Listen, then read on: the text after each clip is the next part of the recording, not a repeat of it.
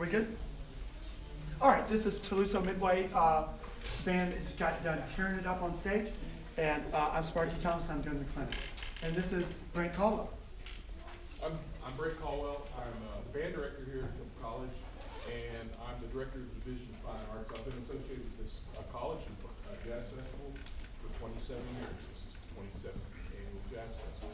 Okay, I've been working here 10. I'm living proof if you hang around at community college long enough, they'll put you in charge. All right. What I'm here to do is talk to you about coming to Temple College, possibly. How many of you are thinking about being a music major? Raise your hand. Awesome. That is such a huge compliment to you, Mr. Chapa. That's the biggest compliment. Is, to me, I have over 60 students, former students, who are band directors out there in the world. Great. And it gives me chills when I think about it. Okay. So if you're thinking about coming to a school, community colleges, regardless, are really good financial alternative because the tuition is less. So you can get the first 2 years of your college out of the way, the field of study is exactly the same, and then you can continue on as long as you have your AA degree at any state school, okay? Now, an advantage for Temple College is we have now gone into an agreement with Central Texas A&M over in Killeen, and you can continue on here and get a 4-year music degree. We just started that this year. Okay. And right now, the tuition there is the second least expensive tuition in the state. Sol Ross is less than them. So we have an excellent faculty. Are you saying tonight? Yes, sir. Excellent. You'll hear a lot of our faculty playing tonight.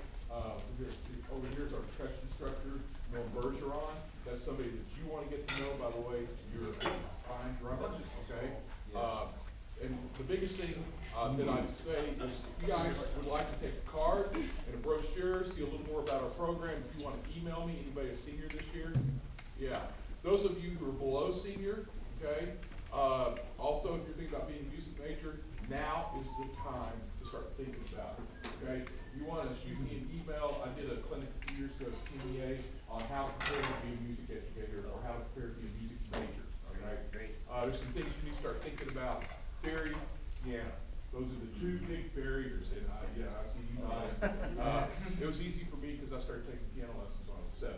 So being a music major was easy for me, but I saw my friends struggle. So there are some of these, and I'm just going to leave them up here for you guys. Secondly, just a couple of observations. Every clinician is going to tell you this. You need to be listening to a lot of jazz, okay? Especially here, you got the skills. You got the mad skills, yo, okay? You need to be listening, because like on the first tune towards the end on shout chorus, it was begging for a backbeat. I'm just sitting there. It was begging for a backbeat. Trombones. We need to have some pea shooters in here, because the small trombone carries the tessitura between the trumpets and the low trombone. So we need to have at least the lead playing on a small horn. Okay? Yeah, that's a very common high school jazz. And that gives the band a real marching bandy sound. And we need to get the saxophones on, not marching bandy, concert bandy sound. We need to get the saxophones on jazz mouthpieces we buy before the school and so on. The other two judges are saxophonists. This.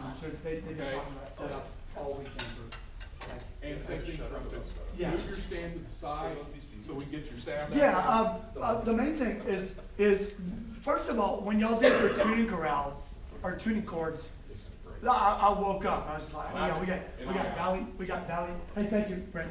And if you want to hear what some bass trombone sounds like, come tonight. He's chainsaw bass trombone, big sound bass trombone. Actually, we have bookend Brent's on bass trombone because Mr. Caldwell sits over here and Brent Matheson sits over there in the hall.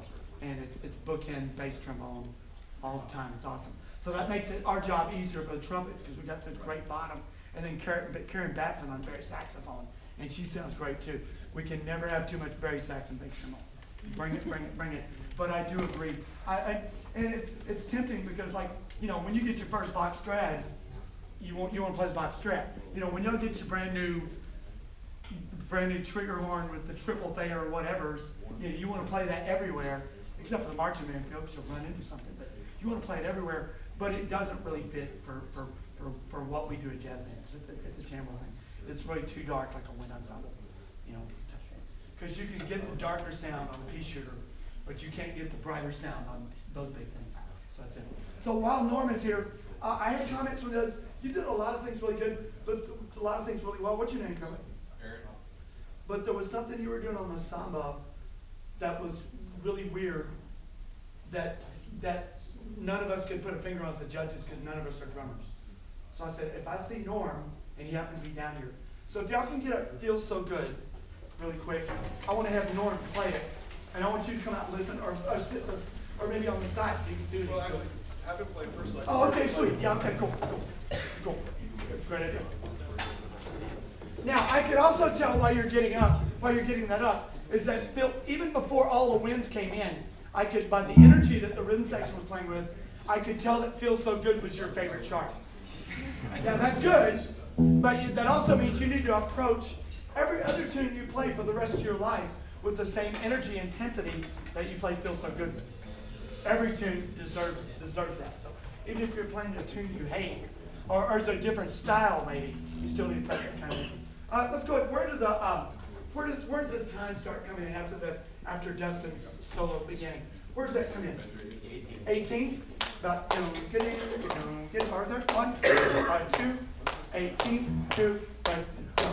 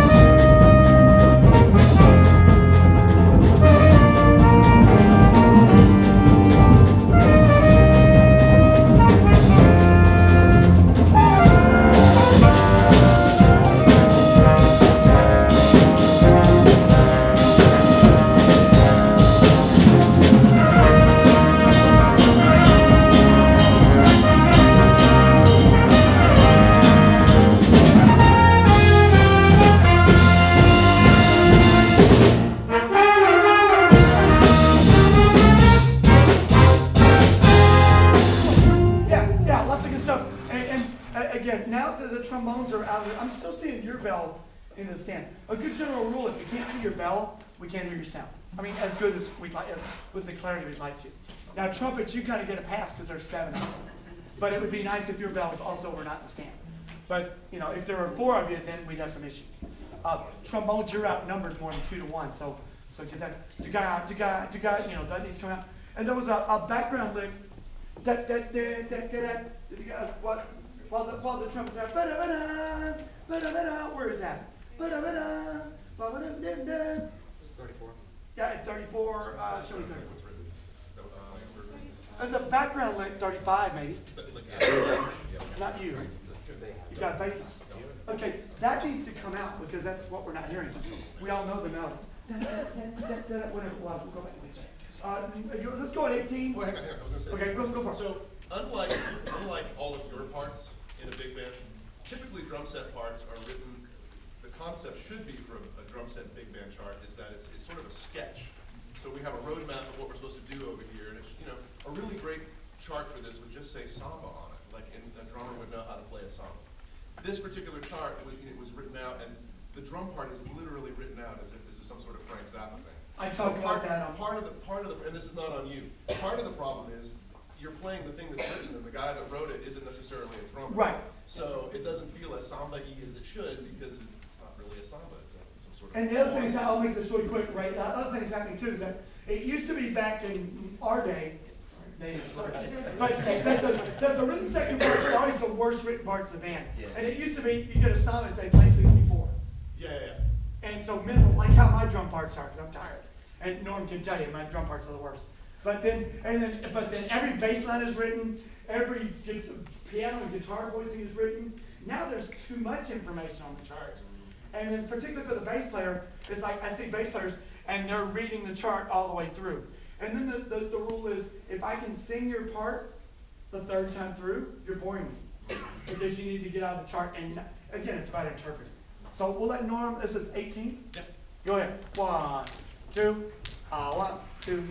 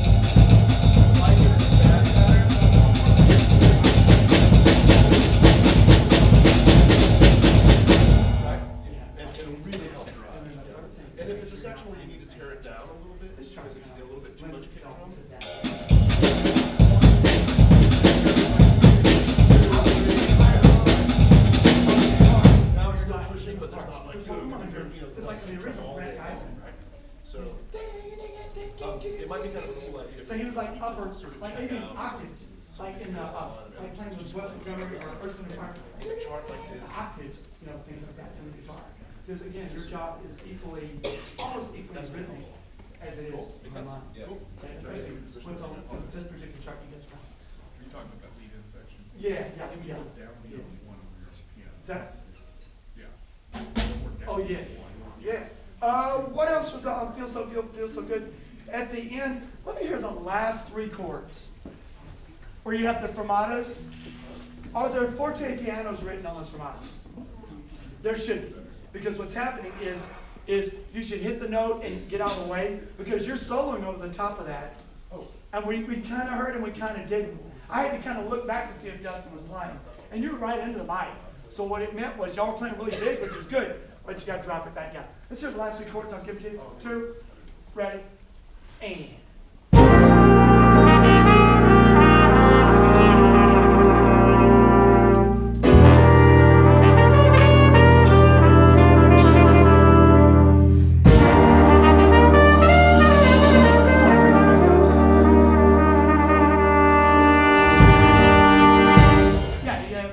I'm not a great conductor, but I can do crescendo. So yeah, good deal. So you could all hear what Dustin was doing. And that's a big thing as far as balance. In any kind of ensemble, in a wind ensemble. If you're back in the trumpet section, you can't hear what the flutes are doing. You're too loud. If you're, if you can't hear what everybody in the band's doing, then it's a case where you're probably too loud. The best thing, one of the best things for the whole weekend I've heard was y'all's tuning chords y'all did before you started. First of all, just a band that does a jazz chorale. I've written a few jazz chords. The Rick Long jazz chorale out of his book, and what he does, he takes the concert A all the way through. Like the piano holds the concert A, and then there's a concert A in every chord. B flat major 7 with the A, F sharp minor with the A. Every chord has an A, and that concert A is passed. Everybody in the band has at least once, and so we can all tune to that. And then there's different chords. And the chords get more twisted as you go along. But that concert A is the factor. I do the same thing with the concert B flat. I have one like that too. But those tuning chords, and the idea, what's the purpose of like a chorale like that? Or in concert band, what's the purpose of it? It's so that we lock in, we listen to each other, we try to match intonation, but also timbre, and also balance. And immediately when I heard those chords, I was just like, I was drinking my last sip of coffee, and I was like, whoa. Yeah, now I'm awake. It wasn't the coffee that did it, it was y'all's tuning chords that did it. But then you have to take those things that you do in whatever drills you're doing, you have to take those things in the tunes. And there were times that you did, there were times that we didn't. Go, get up, shiny stocking. Now, the big, really, my tuning things, like Mr. Carlo talks about listening, I take it a step further, listening and stealing. So Frank Foster wrote Shiny Stockings. Anybody know what Frank Foster, well, he's still alive, he still plays. Anybody know what he plays? Okay, you gotta know. And now it's just a matter of Wikipedia, looking it up, boom, Frank Foster. He's in Wikipedia, he's very famous. He was with the Basie Band, and he's one of the great tenor players of all time. Now, I don't know if he plays anymore, but he came through Texas, I think recently, within the past year or so. But he was one of the leaders of the Basie Band. But back in the 50s, he was one of the two Franks. Frank Foster, Frank West, who played second alto, but invented the jazz flute. And the two tenor players, Frank Foster, Billy Mitchell. And the Count Basie Band of the 50s. You start listening enough, you idolize those groups that come through. The trumpet section was Snooky Young, Thad Jones, Sonny Cohn, and Harry Sweet That's Joe Newman for Sonny Cohn. Al Gray on trombone. I was fortunate enough when we went to, when I was in Utah doing my master's after I was in the Air Force Band, I got to play a jam session, and I played a solo between Bill Watrous and Al Gray, two of the greatest jazz trombone players of all time. Now, Bill, I know now, we've done 2 CDs with Bill, and he's still one of the great trombone players, one of the great brass players of all time. But Al Gray I'd never met before, and that was such an honor because of how much I revere the Basie Band. A lot of my passwords on my computer are Count Basie. That's how much I revere the Basie Band. So the greatest band of all time. And Beatles really close. The Police, Earth, Wind and Fire. Thad Jones, Mel Lewis Band. I got to play, and Al Gray's was blind. And so I was going up the elevator to go to the Clark Terry Clinic, who's, again, one of the legends, and got to play with him a bunch. That's one of the great things about doing this is eventually you get to meet people like Clark Terry and Wynton Marsalis and at the risk of being a name dropper. But anyway, I was on the elevator with a bunch of high school kids. We were going to Clark Terry's clinic. And I was older, I was in my 30s. I'd already been in the Air Force Band playing and stuff. And so I had been there and done that a few times through. But I'm standing next to Al Gray, the great legendary plunger master himself, Al Gray. And I know he doesn't remember me, but he's blind.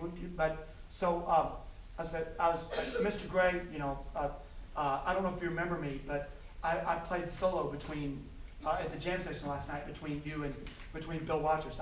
He said, "You that trumpet player?"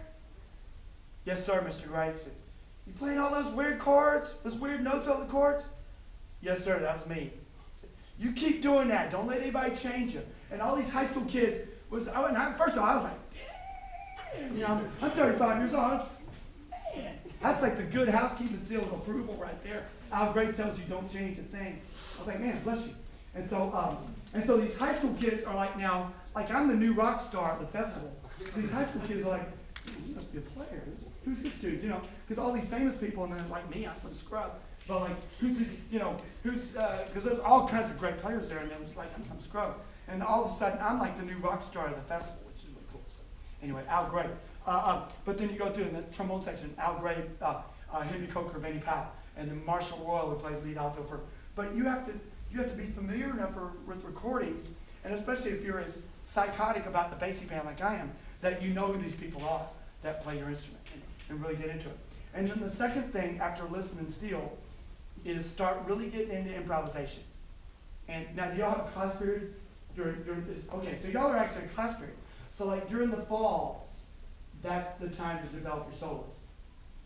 It's really the time. And when I teach at Hutto, and when I did the second jazz band last year, I would take both bands. They would give me both bands on Friday, and I would do an improv clinic every Friday. It was a football game day.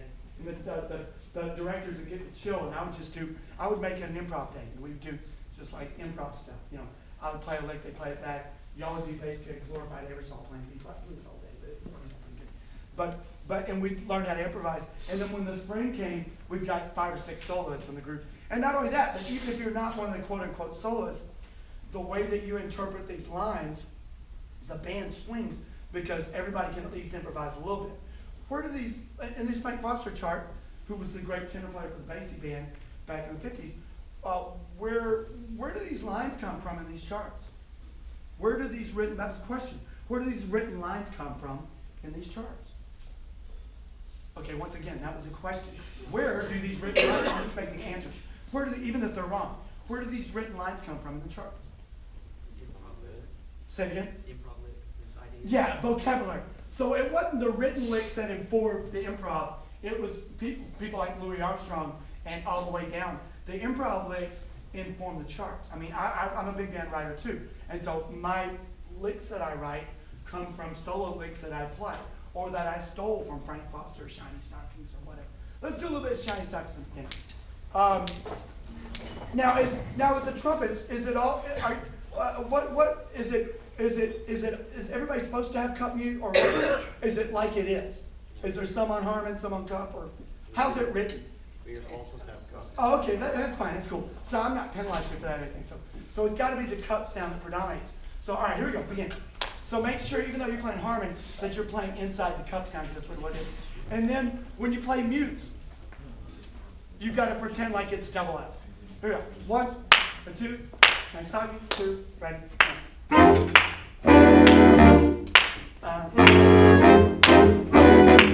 Good. Now, when you started out like that, that was great. That's the full sax section sound with lots of bari and lots of middle and everything and aggressive lead alto. That sound is the sound you aggressive lead alto. Okay. Lead alto really should be in the middle. Yeah, the lead alto player really should be in the middle. Yeah. So that way they can hear, because you probably have trouble sometimes hearing him because he's a person over. You wouldn't think it. Now, one thing that that mel sax section does, and I didn't realize till I saw it on a video and I did some research, is that, you know how in wind ensemble, how you play with your rows are curved? Like your rows are, in wind ensemble, there's a curve in the rows. What do you think that is? Yeah, so you can hear them, right? You can hear each other.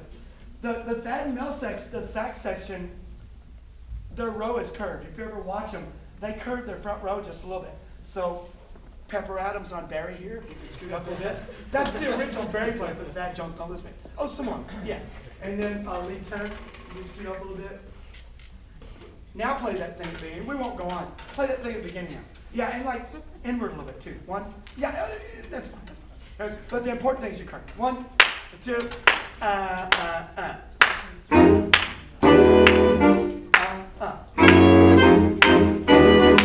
Yeah, you can hear a lot better. It's a subtle difference, but it makes a big difference. We're talking about little things that make a big difference.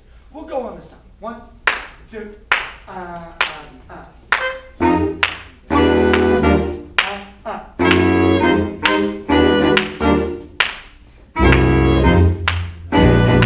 Good. Now, for me in here, if you can turn down a little bit, it was fine on stage. It's a little bit low end and a little bit loud for in here.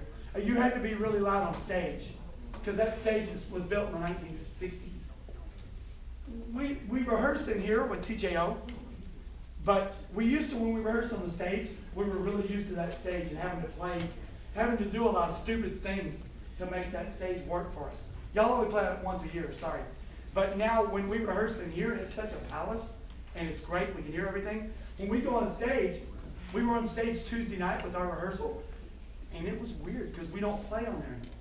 And like I've played on that stage for 12 years with this band. But when we only go on there one time, we're going to start going on there more than one time. But I know it had to be weird for you because y'all drive 300 miles and find a crappy stage. But in here it's really good, so turn out. We will go on this time, I promise. 1, 2, 1, 2, ready.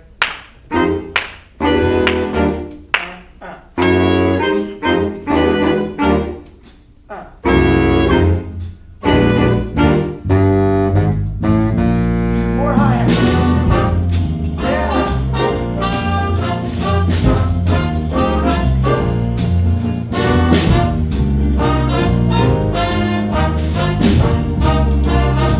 Good. Balance is already better. That hi-hat really solidifies 2 and 4. The balance on the bass and the sax section.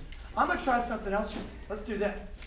Go with it. 1, 2, 1, 2, ready, and y'all keep it the same tempo. Come on, Barry. Keep it here.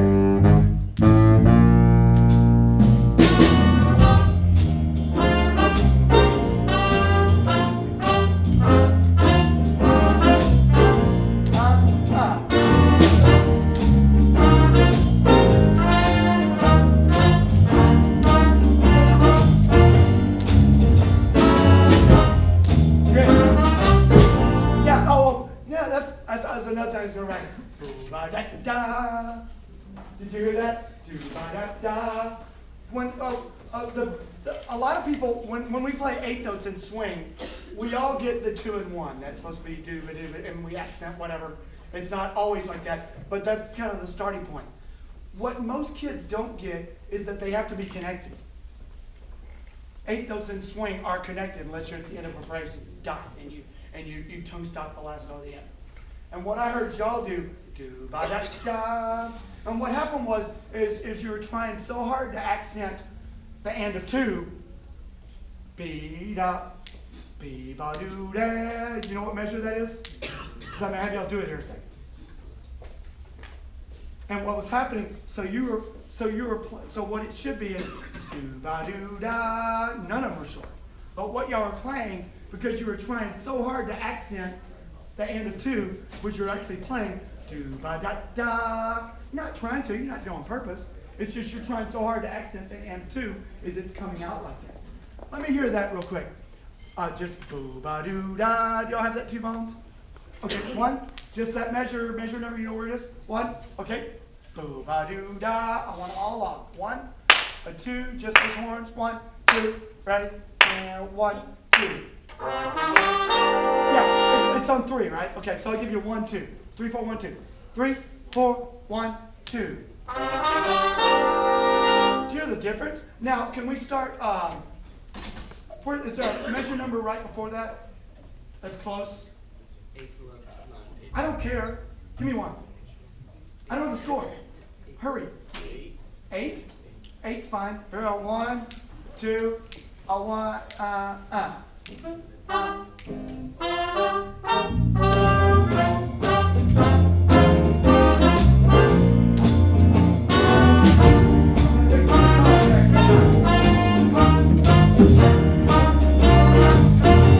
here's our spot.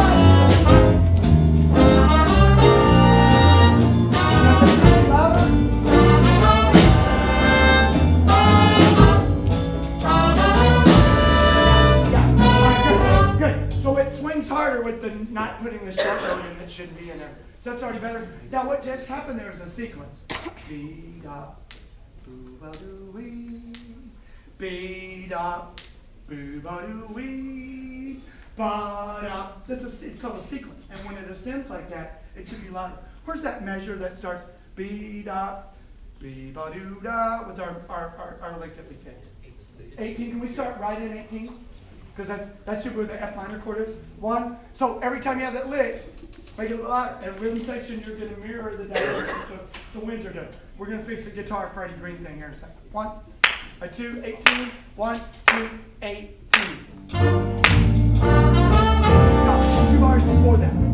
6, 15, 15. 1, a 2, a 15. Ready, go.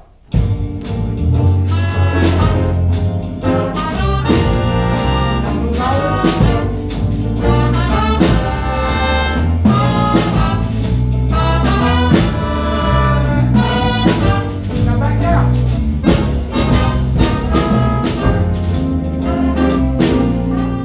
And pretty soon you'll get to where you listen to the original. Now Greg Jasinski's a good writer. He's from he's the jazz director at Washington State University, also a saxophone player. But a lot of times when they have these not original versions of what was a classic, what maybe the greatest big band chart of all time, one of the top 5. Listen to the original. And I would recommend right? I would recommend getting the original. It's not that much harder than some of these original. It's like bands that do Little Darling, they do the watered down Little Darling. It's like it's a half step, it's a whole step down, and that's the only thing hard about it. That's easier. The rest of it's easy, and you might as well play the original. So this would be one. And guitar, Freddie Green, just quarter notes, no more than that, just quarter notes. You can adjust the voicing. There's a Freddie Green website where it actually tells you the exact guitar that is kind of funky, and they turn the amp completely off. Ching, ching, ching, ching. Because again, your function is rhythmical. If you're gonna ching, you ching, and no ching, ching. Ching, ching, ching. Cool? I think I'm out of time. Can I do one? You sure can, add absolutely. one thing? Yep. On that exact same lick you guys were just playing. This is kind of, I know Sparky has the same rule. Anything longer than a quarter note, even if it's a dotted quarter note, you want to do something to shape the note a little bit, maybe like a forte piano or a sforzando. He may have already even said this to you. We did on other stuff, yeah. But this would be one of those places where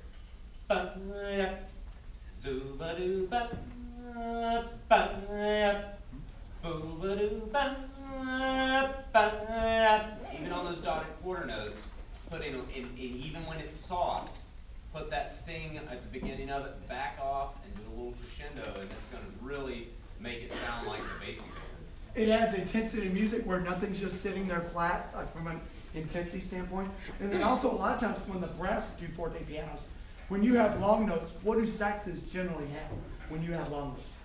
They've got to move in line. It needs to be hard for me to help them out. Thank y'all very much. I really enjoyed hearing y'all band. It was great being, it's great that y'all are down there like for a weekend where you're taking advantage of everything.